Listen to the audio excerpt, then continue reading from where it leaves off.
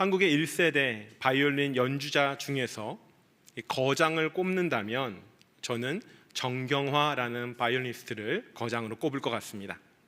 이분은 어릴 적부터 바이올린 신동이라고 소문이 나신 분이고, 또한 6.25 전쟁이 휴전하고 그 다음에, 그러니까 1954년 13살이라는 나이에 전액 장학금이라는 약속을 받고 미국 질리어드 음악원으로 유학을 가게 됩니다.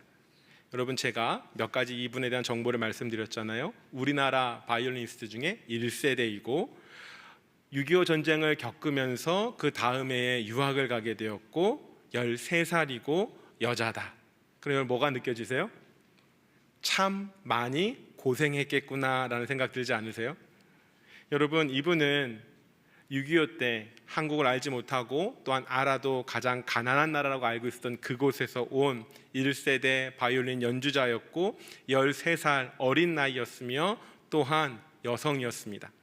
그래서 그는 사실 미국에 가서 더 많은 연주와 많은 것을 배울 거라 기대하였겠지만, 그분이 이제 오픈하여 놓은 인터뷰를 보면은 참 차가운 현실과 무심한 편견 속에서 많이 어려웠다라고 이야기를 합니다. 그 당시 줄리어드에는 동양인도 참 드물었는데 한국 사람은 이 어린 정경화 혼자였다고 합니다. 게다가 그녀가 연습을 위해서 무대에 설 때마다 동양인 계집애가 뭘 할 수 있겠어? 라는 무언의 눈빛과 분위기가 그녀를 더 위축되게 했다고 합니다. 그런 연주할 때마다 그녀가 이렇게 말했습니다. 손이 막 떨리고 무대에 서는 것 그 자체가 너무 무섭고 죽을 것 같아서 힘들었다는 얘기를 고백하는 것을 보았습니다. 하지만 타지에서 객지에서의 외로운 생활들을 잘 견뎌나가고 모든 차별과 무시를 잘 견뎌나가면서 이 어린 정경화는 마음에 이렇게 다짐했다고 합니다. 반드시 해낼 거야. 내가 이 세상에서 가장 바이올린을 잘 연주하는 사람이 되고 싶어라는 간절한 마음으로 그녀는, 그녀의 표현입니다, 수억 번 연습을 했다고 말을 합니다.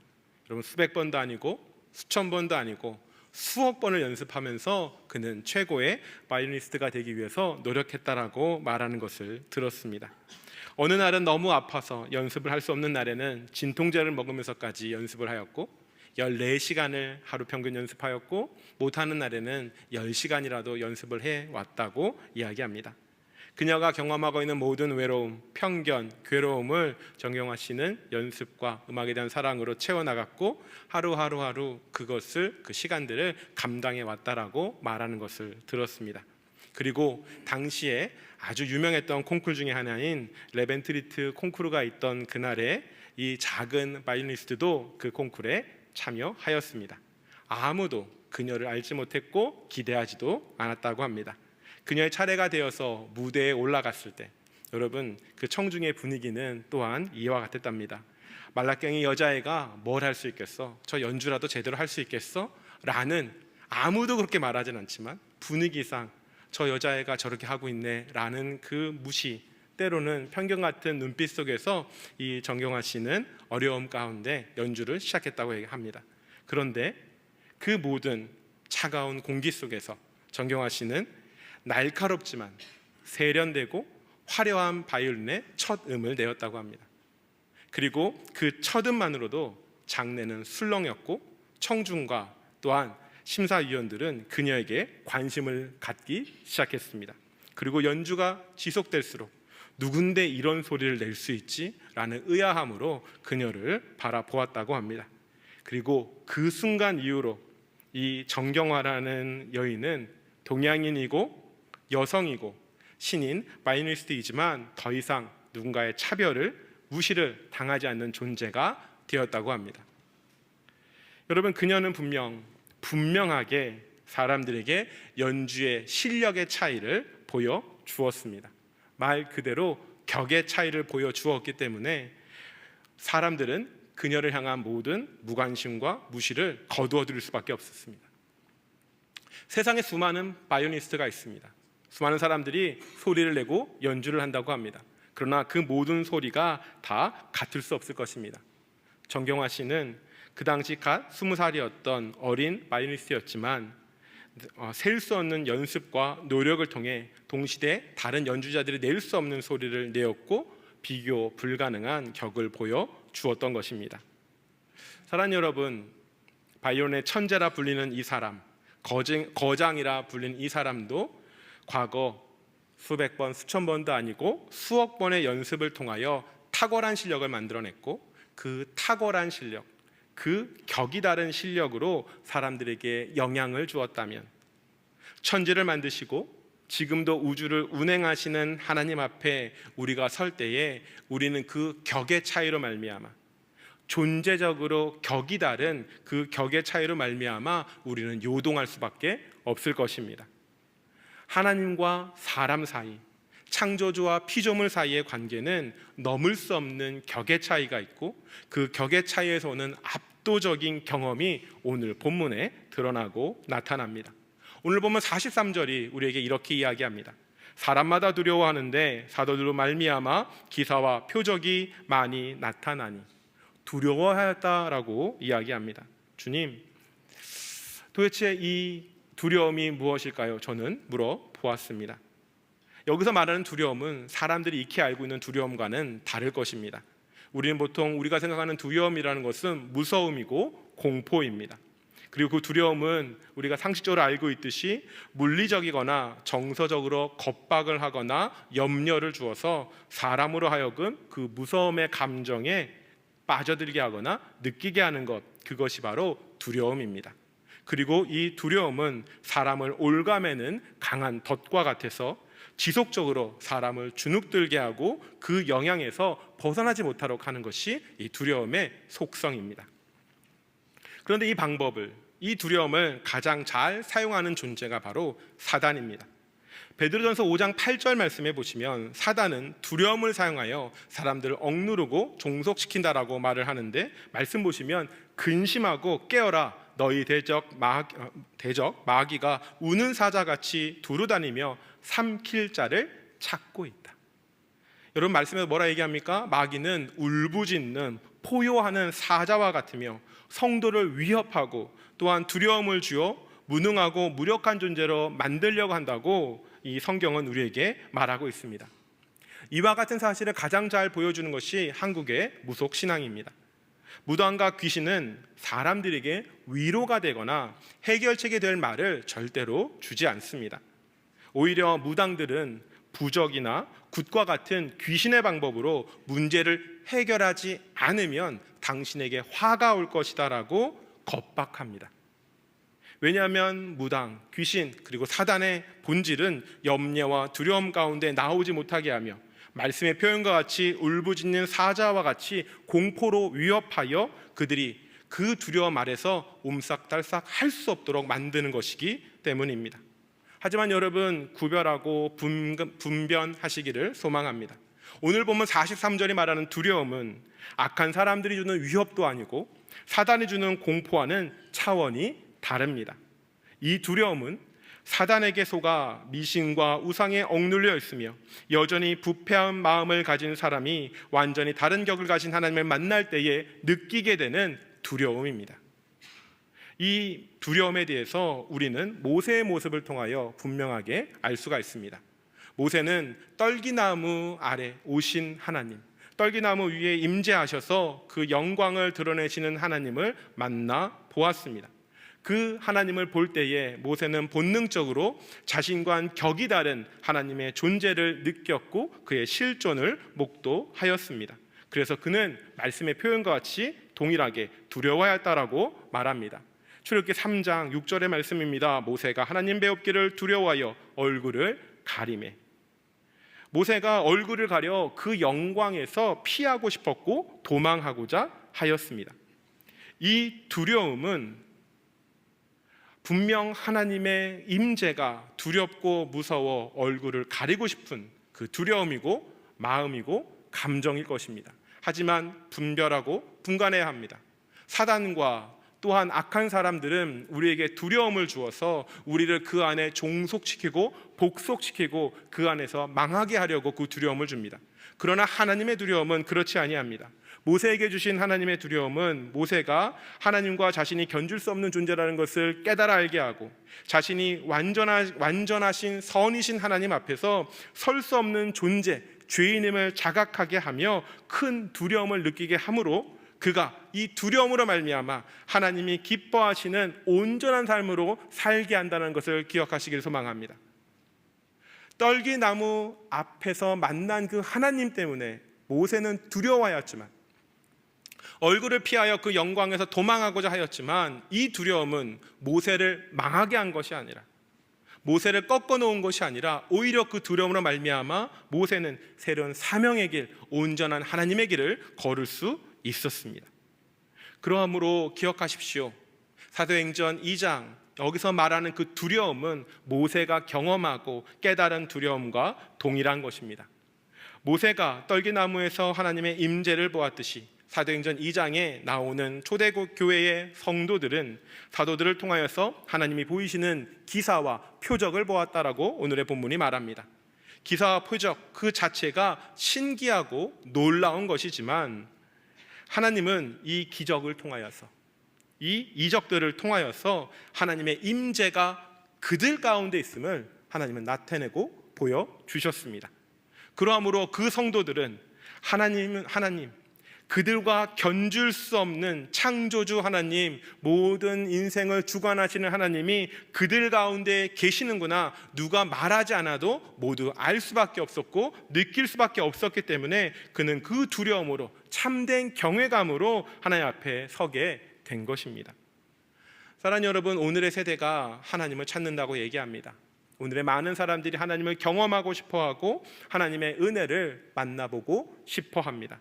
하지만 하나님을 경외한다는 것이 단지 가슴을 조금 뜨겁게 하는 경험이 아님을 우리는 알아야 합니다. 하나님을 경험한다는 것, 하나님의 은혜를 누린다는 것은 잠시 잠깐 눈물을 흘리면서 기도하는 그 시간을 은혜의 시간이라고 부르지 않습니다. 오히려 오늘의 본문이 우리에게 말하고 있듯이 하나님의 임재를 경험한다는 것은 우리와 완전히 다른 격을 가지신 창조주 하나님을 깨닫고 지금도 인간의 생사화복을 주장하시고 주관하시는 하나님 앞에서 신성한 두려움을 갖는 것, 그것이 바로 하나님을 만나는 것이고 임재를 경험하는 것이고 은혜를 누리는 길입니다. 그러므로 이와 같은 은혜에 대한 두려움이, 신성한 두려움이 이 자리에 있는 우리 모두에게 있기를 소망합니다. 이것이 바로 건강한 교회가, 건강한 공동체가 가기 위한 첫 출발이고 우리가 가져야 할 가치 중에 하나인 줄 믿습니다. 또한 이와 같이 하나님의 임재에 대한 강력한 경험이 주는 그 신성한 두려움은 공동체로 하여금 그 모습을, 그 방향을, 그 행위를 이전과는 다른 모습으로 변화시키고 또한 살도록 이끌어 가심을 오늘 우린 말씀을 통하여 발견하고 알 수가 있습니다. 사도행전 2장 말씀을 보니 성도들은 성령의 임재와 역사를 경험하기 시작하였습니다. 그리고 그러할 때에 그 성도들은 성령의 빛 아래서 어둠 가운데, 죽음 가운데 잠자던 그들의 영혼이 하나님의 빛 가운데 깨어나 죄 중에 있던 영혼들 성령 안에서 죄가 씻어지고 하나님을 바라보게 되고 거룩한 삶을 추구하며 살게 된다라고 성경은 우리에게 가르쳐 줍니다. 그것을 어디서 할 수 있느냐? 고린도서 6장 11절 말씀에 사도 바울이 우리에게 이렇게 가르쳐 줍니다. 너희 중에 이와 같은 자들이 있더니 주 예수 그리스도의 이름과 우리 하나님의 성령 안에서 씻음과 거룩함과 의롭다 하심을 받았느니라. 분명히 성경이 말합니다. 주 예수 그리스도의 이름과 우리 하나님의 성령 안에 있을 때에 그 성령이 우리에게 어떠한 역사를 일으키냐? 씻음과 거룩해함과 의롭다 하심을 받는다라고 성경이 우리에게 증거하여 말하고 있습니다. 그러함으로 하나님이 주시는 그 거룩한 임재 앞에서의 두려움은 성도로 하여금 그 삶을 살피게 하고 성도로 하여금 제대로 된 삶의 방향으로 살아가도록 공동체를 붙들어 이끈다는 사실입니다. 이 변화와 거룩은 사실 이미 한국교회에 있는 유산입니다. 1907년 평양 대부흥운동을 많은 사람들은 알고 있습니다. 그러나 하나님께서 그 대부흥의 일들을 허락하시고 주시기 몇 년 전부터 여러 도시와 고을에서 회개와 부흥의 운동이 일어나도록 하나님은 허락해 주셨습니다. 특별히 1904년 10월 16일 열흘간 진행된 평양 남사년교회에서 시작된 하디 선교사의 부흥 사경회에서 하나님은 그 놀라운 성령의 역사를 허락하셨는데, 이 일을 기록한 선교사의 보고가 다음과 같습니다. 제가 한번 읽어드리겠습니다. 선교사가 선교보고로 쓴 글입니다. 설교자 몇 사람을 포함하여 우리 선교회 사람들이 자기들의 삶 속에 지은 죄들을 회개했다. 몇몇 사람은 그리스도인이 마땅히 해야 할 자세로 자신들의 가족을 대하지 않았음을 회개했다. 어떤 사람들은 그의 형제를 미워했음을, 또 어떤 사람들은 빚을 갚지 않음을 회개하였다.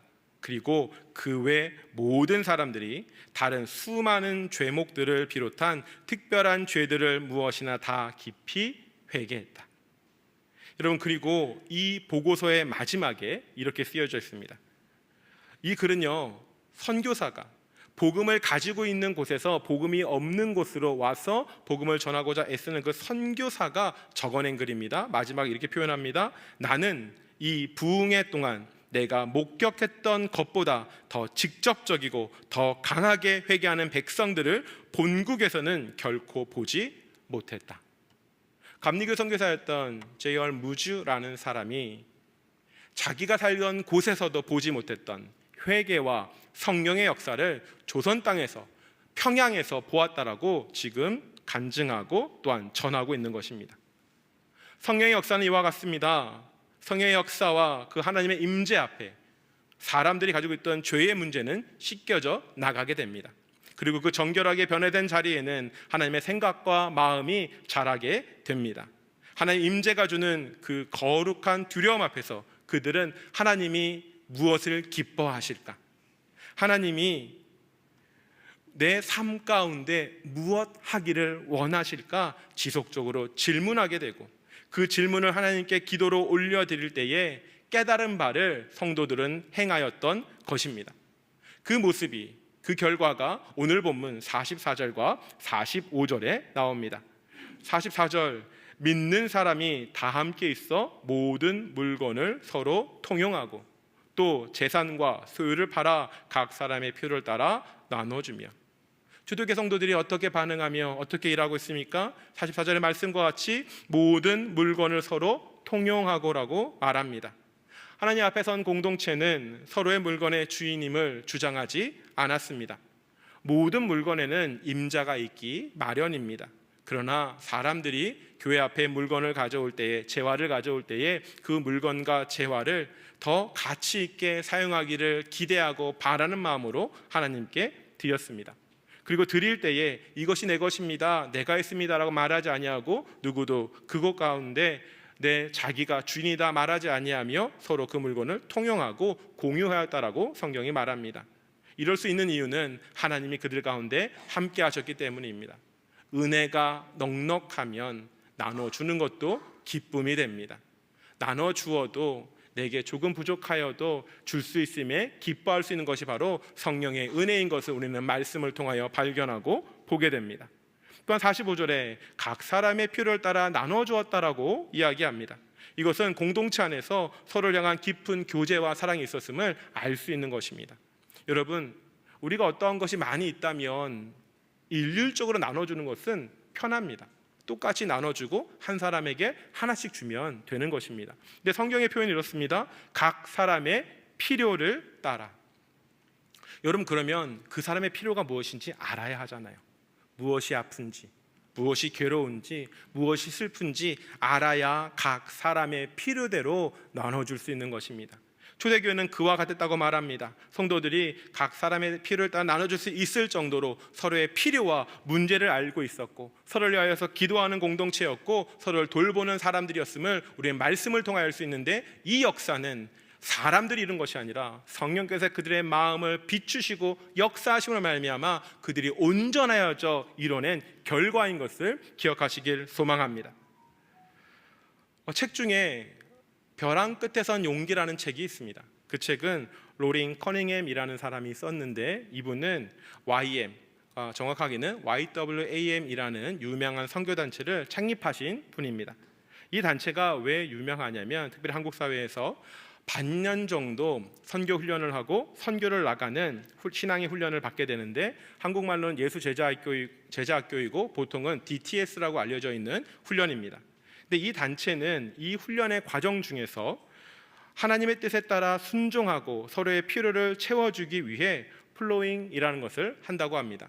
영어 단어인데 흘려보내다, 떠내려 보내다라는 의미의 플로잉입니다. 이것을 진행을 합니다. 플로잉이라는 단어는 각자가 가진 것을 다른 지체들의 필요를 위하여 단어, 의미 그대로 흘려보내는 것, 이것을 의미하는데, 이것은 이제 내가 필요 없는 것들 아니면 내게 있는 것들 중에 남아있는 것들을 다른 사람들 위해서 흘려보내는 것을 의미하는 것이 아니라 오히려 내가 보기에 너무나 필요하고 나한테 너무나 귀중한 것인데 하나님께서 그것을 흘려보내라고 말씀하실 때에, 그것을 누군가에게 나누어주고 공급해주라고 말씀하실 때에 스스로 그것을 포기하고 나누어주는 모든 순종과 실천의 행동, 그리고 훈련을 말하는 것이 바로 이 플로잉이라고 합니다. 이 훈련에 제가 친하게 지내는 지인이 참여했습니다. 정말 간절히 훈련을 잘 받고 싶어서 우리나라가 아니라 미국 하와이에 있는 코나베이스에 신청을 하고 그 훈련을 받았다고 합니다. 그래서 그 훈련을 갈 때에 훈련과 또한 이후에 선교 사역에 사용하려고 좋은 기타를 구입해서 가져갔다고 했습니다.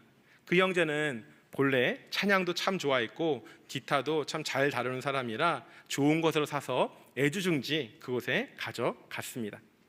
그런데 어느 금요일 밤에 리더가 나와서 다음 주 금요일에 플로잉을 진행할 것이니 각자 나눌 수 있는 것들을 나누라고 말을 했다고 합니다. 그래서 형제가 기도했습니다. 주님, 제가 무엇을 나눌까요? 제게 더 있는 여벌의 옷을 나눌까요? 아니면 제게 있는 재정의 일부를 나누어서 다른 사람들의 사역을 좀 도와줄까요? 이렇게 말을 했다라고 말합니다. 근데 여러분, 이야기가 이 정도 오면은 아시겠죠? 주님이 뭘 내놓으라고 하셨을까요? 네, 기타를 내놓으라고 하셨답니다. 제가 말씀드렸죠? 애지중지 생각하는 기타를 주님이 내가 원한다, 그것을 좀 흘려 보내라라고 말했다고 합니다. 여러분, 사람은 아무리 믿음 있는 자도 한 번에 순종하지 않습니다. 이 형제가 기도했다고 합니다. 주님, 이 기타는 제가 한국에서 떠나올 때에 큰 맘 먹고 장만한 거 아시잖아요. 내게 있는 재정을 드릴게요. 이 기타는 한 번만 봐주세요. 주님이 그래 이러실까요? 아니죠. 부담의 마음을 거두지 않으셨다고 합니다. 그래서 형제는 다시 또 기도했다고 합니다. 주님, 이 기타는 저를 후원하는 한국의 지체들이 준 후원금으로 산 기타예요. 저는 그들의 후원과 기대를 저버릴 수 없습니다. 한 번만 봐주세요, 주님. 주님 봐주셨을까요? 아니죠. 주님은요, 계속해서 그 형제에게 그 기타가 더 필요한 사람에게 흘려 보내줘라라는 마음을 주셔서 어쩔 수 없이 기쁨으로, 그 형제 저기 이렇게 표현했습니다. 주신 이도 여호와시니 가져가신 이도 여호와시다라는 마음으로 내려놓았다라고 저에게 이야기했습니다. 즉 플로잉을 하며 자기가 주인인 것을, 자기의 계획대로 되고자 했던 것들을 포기하고 내려놓은 것이죠. 여러분, 그 이후에 어떻게 되었을까요? 그 기타는 같은 DTS 팀에 있었던 한 미국 형제에게 갔다고 합니다. 한 미국 형제는 사실 그 이후에 남미로 사역을 나가게 되고 그곳에서 청년들과 찬양하며 기도하는 집회를 이어가야 하는데 기타가 없어서 고민 중에 있었다고 합니다. 그래서 주님 기타를 주세요라고 기도했는데 그 기타가 그리로 간 것이죠. 그리고 그 기타를 받고 그가 남미에 가서 여러 청년들과 또한 청소년들을 만나 집회하고 찬양하고 기도하면서 하나님의 큰 일을 보았다라고 선교 보고하는 것을 들었다라고 지체가 이야기하였습니다. 그럼 여러분, 기타를 흘려보낸 사람은 어떻게 되었을까요? 주님이 다른 기타를 주셨을까요? 다른 기타는 주지 않으셨더라고요. 오히려 이 지체가 어디로 갔냐면 동구권, 그러니까 동유럽 쪽으로 갔고 거기서 찬양하거나 집회를 할 수 없는 사역지였다고 합니다. 즉 기타는 사실 그 형제에게 필요하지 않은 것이었어요. 그러나 형제가 무엇을 배웠습니까? 하나님 앞에서 자기를 포기하고 하나님의 뜻대로 재정과 자기의 것을 흘려보내는 법을 배웠지 않습니까? 그래서 그 배운 것으로 하나님께 간구하고 기도함으로 그는 그 사역지에서 하나님이 일하시는 놀라운 것들을 보았다고 합니다. 본래 계획대로 볼 수 없는 것들, 계획대로라면 만날 수 없는 상황들, 또한 그러한 만날 수 없는 사람들을 만나 하나님이 정말 일하셨구나, 역사하셨구나 경험하고 말할 수밖에 없는 일들을 많이 경험했다라고 저에게 간증하여 주었습니다. 형제는 깃달을 흘려보내고 하나님의 크고 놀라운 역사를 충분히 보고 누렸던 것입니다. 사랑하는 성도 여러분, 만약 흘려보내지 않았다면, 보내지 않고 또한 거부하였다면 그들은 보지 못하였을 것입니다. 우리는 인정하고 알아야 합니다. 내 생각보다 크신 하나님을 인정하고 순종할 때 하나님은 그 작은 믿음을 통하여 큰 일을 이루어 가십니다. 그러함으로 복음을 경험한 성도들은 하나님이 모든 것의 주인이심을 고백하며 자기의 것을 나누고 각 사람의 형편에 따라 상황을 돌보며 하나님의 공동체를 이루어가는 것을 꿈꿔야 합니다. 그리고 그것을 꿈꾸며 실천하며 애쓸 때에 성경이 우리에게 이렇게 증거합니다. 사도행전 4장 33절과 34절의 말씀입니다. 사도들이 큰 권능으로 주 예수의 부활을 증언하니 무리가 큰 은혜를 받아, 34절 중요하죠. 그 중에 가난한 사람이 없으니. 여러분, 아무리 태평성대라 하여도 동서고금을 막론하고 가난한 자가 없었던 시대는 없습니다. 그러나 오직 이 시간, 이 시대, 이 공동체 안에는 성경의 증언에 따르면 그 중에 가난한 자가 없었다, 핍절한 자가 없었다, 부족한 자가 없었다라고 이야기합니다. 무슨 의미일까요? 괴로워 삶을 포기하고자 하는 이들이 없었다라는 겁니다. 결핍과 부족 때문에 마음의 상처를 받는 이들도 그 공동체에는 없었다는 겁니다. 우리 교회가 이와 같기를 소망합니다. 하나님의 깊은 임재를 경험하면서 단지 그 임재의 경험과 신앙의 은혜만을 서로 나누는 것이 아니라 그 은혜가 우리를 변화시켜 서로를 지키고 돌보고 사랑의 나눔을 하게 함으로써 하나님은 우리가 주님이 기뻐하실 만한 교회로 이끌어 가시는 줄 믿습니다. 하나님께서 우리에게 거룩한 두려움을 주셔서 하나님의 임재를 누리고 알게 하신다면, 또한 그 은혜로 말미암아 공동체를 이와 같이 변화시키신다면 거기에서 끝나지 않고 또한 성도의 삶까지 변화시키는 것을 우리는 말씀을 통하여 확인하고 알 수가 있습니다. 사도행전 2장 46절의 말씀입니다. 이 말씀을 보니 날마다 마음을 같이하여 성전에 모이기를 힘쓰고 집에서 떡을 떼며 기쁨과 순전한 마음으로 음식을 먹었다라고 사도행전이 말합니다. 여러분, 성령의 역사를 경험하고 하나님 놀라운 부흥을 경험하면 오지 말래도 교회 가고 싶습니다. 이 사람들이 하나님의 놀라운 일들을 경험하고 보고 나니 날마다 성전에 모였습니다. 같은 마음으로 한 마음으로 예배하고 기도하고 찬양하였을 겁니다.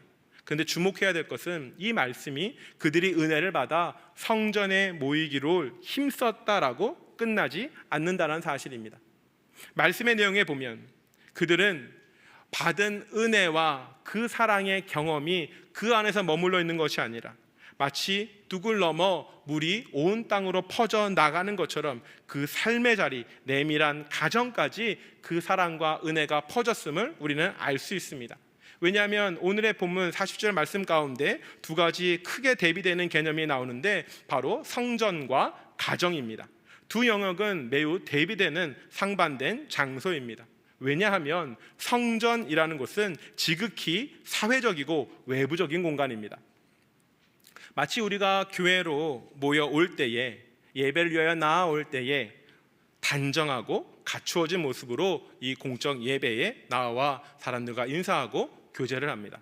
누구도 흐트러지거나 또 엉망인 모습으로 나오지 않습니다. 주님 앞에 나오는 줄 알고 사람들과 함께 교제하는 줄 알고 자기의 모습을 단정하게 꾸미고 나와 함께 교제하는 겁니다. 즉 사회적이고 매우 외부적인 공간이죠. 하지만 가정은 어떻습니까? 가정은 반대로 지극히 개인적입니다. 내부적인 공간입니다. 그래서 그 가정에서는 흐트러짐이 여과 없이 드러나는 공간입니다. 내면에 감추고 싶은 것들을 쌓아두는 곳이고, 그래서 약점이 그대로 드러날 수밖에 없는 것이 바로 가정이라는 공간입니다. 그런데 하나님께서 성전에서 은혜를 주시며 찬송하며 예배하시는 것으로 끝나는 것이 아니라 가정이라는 내부적이고 내밀한 그곳에 하나님의 임재와 은혜를 누리는 장소로 바꾸신다라는 겁니다. 본문에 보면 그들이 성전에 모여서 모이기를 힘쓰고 예배했다 그 바로 다음에 집에서 떡을 떼며 라고 말합니다. 그리고 기쁨과 순전한 마음으로 음식을 먹었다라고 이야기합니다. 여러분, 떡을 떼다라는 의미가 무엇일까요? 그들이 모여서 떡을 나눠 먹고 교제하였구나 라고 생각하시면 말씀의 의미를 잘못 아는 것입니다. 왜냐하면 떡을 떼다라는 그 바로 다음 구절에 기쁨과 순전한 마음으로 음식을 먹었다는 말이 나오기 때문입니다. 즉 만약에 떡을 떼다라는 말을 단지 음식을 나누고 교제하였다라고 이해를 한다면 초대교회는 먹고 또 먹고 했다는 겁니다. 즉 문장이 좀 이상하죠. 먹는 것을 이렇게 강조할 필요가 없지 않습니까? 이 떡을 떼다라는 의미는 그리스도께서 잡히시기 전날 밤에 제자들에게 가르쳐 주신 성만찬을 의미합니다. 가정에서 그 성만찬을 행하면서 그들의 가정이 그리스도의 말씀과 통치 가운데 거한다라는 것을 그들은 그 성만찬을 행함으로 실천하였고 누렸던 것입니다. 사랑주의 사람들 기억하십시오. 초대교회 공동체는 안과 밖으로 모든 것이 하나님의 임재 안에 거하며 그 임재가 주시는 거룩한 두려움과 은혜로 살기를 애쓰는 공동체였습니다. 그들은 그들의 삶 가운데 단지 외부적인 예배와 모임과 함께 만나는 자리에서 소그룹의 모임에서 괜찮고 온전한 모습을 보이고 살려고 했던 것이 아니라 그들의 가정까지도 예수 그리스도의 보혈과 그 십자가의 능력이 그곳에 인쳐져 역사하기를 꿈꿨던 공동체가 바로 이 초대교회의 공동체인 것을 우리가 기억하고 확인해야 됩니다. 만약 우리의 가정에서 우리의 자녀들이 엄마 아빠는 교회에만 계시면 좋겠어요 라는 얘기를 듣는다면, 제 조크가 좀 이해가 늦으신가 봐요. 네. 만약 교회에서 만난 너그러운 우리 엄마 집사님께서 가정에도 똑같이 행동해 주신다면 좋겠네요 라고 정중하게 아이들이 요청한다면 여러분, 우리는 회개해야 됩니다. 우리는 사람들이 있는 곳에서 함께 예배하는 곳에서 우리를 지킬 줄 압니다. 그러나 너무나 편한 곳, 내 아이들, 내 가족들, 내가 편안히 대할 수 있는 사람들 앞에서는 우리의 모습이 흐트러질 때가 많습니다. 그러나 성경은 말합니다. 아니야, 가정도 하나님이 일하시는 곳이야. 그곳은 내가 떡을 떼는 곳이고 내 십자가가 인쳐지는 것이고 나의 일하심이 있는 곳이야 라고 하나님이 우리에게 말씀하시는 것입니다. 그러므로 하나님의 임재 앞에 살아가는 성도는 공적으로 성전에서 교회에서 모여 예배하고 기뻐하는 것에서 그칠 것이 아니라 가정에서도 하나님의 아들의 피와 살의 대속을 기억하며 그 대속의 은혜 없이는 나는 살 수 없습니다, 우리 가정은 살 수 없습니다라고 고백하는 것이 바로 우리가 가져가야 할 우리의 삶의 비결이고 능력입니다. 이 초대교회 성도들은 그 가정에서의 성만찬을 행하였고 서로 용납하고 용서하며 사랑하였습니다. 그리고 그들의 가족들뿐만이 아니라 그들의 집을 방문하는 모든 형제와 자매들에게 성만찬의 교제를 나누고 이후 참된 마음의 교제와 사랑, 진정한 식탁을 펼쳐 놓았음을 우리의 말씀을 통하여 볼 수 있는 것입니다. 사랑하는 주의 사람들이여, 그러함으로 우리는 말씀 앞에 우리를 정직하게 보고 알아야 합니다. 우리의 삶은 여전히 약하고 주님의 뜻대로 살지 못하는 힘없는 존재가 바로 우리들입니다. 하지만 성령 하나님의 임재와 십자가의 은혜가 우리로 그 삶 가운데 살아가게 하고 살아가고자 애쓰는 우리의 몸부림 가운데 우리의 모습이 메시지가 되는 것입니다. 우리는 여전히 진흙과 같을 것입니다. 사도 바울이 표현하고 말하지 않습니까? 질그릇 같은 너희 안에. 질그릇은 진흙그릇, 토기입니다. 토기는 아름다울 수도 없고 연약하며 볼품이 없습니다. 그런데 그 토기에 예수 그리스도의 은혜가, 우리 성령 하나님의 임재가 담길 때에 그 토기는 하나님을 향하여 온전한 메시지의 그릇이 되는 줄 믿으시길 소망합니다. 이 내용이 47절 말씀에 드러나고 나타납니다. 오늘 보면 47절 이렇게 얘기합니다. 하나님을 찬미하며 또 온 백성에게 칭송을 받으니 주께서 구원받는 사람을 날마다 더하게 하시니라. 하나님을 찬미한 사람들, 백성을 칭송한 사람들은 같은 성도들이 아닙니다. 서로가 서로 간에 아유 집사님 잘하네, 기특하네 라고 서로를 칭송하여주며 도두어준 것이 아니라 오히려 세상의 사람들이, 내 가정 가운데 믿지 않는 나의 가족들이, 내 믿지 않는 친척과 친구들이 오히려 그 예수 안에 살아가는 삶을 보면서 네가 그렇게 산다면 하나님은 진짜인가 보다, 하나님은 정말 살아 계신가 보다 라는 말을 듣는 것, 그것이 바로 이 47절에서 말하는 하나님을 찬미함입니다. 그리고 그 찬미함을 넘어 사람들은 믿는 자들의 삶과 행동과 모든 모습을 보며 그들을 칭송하였다라고 성경은 우리에게 말하고 있습니다. 이 원리는 너무나 단순합니다.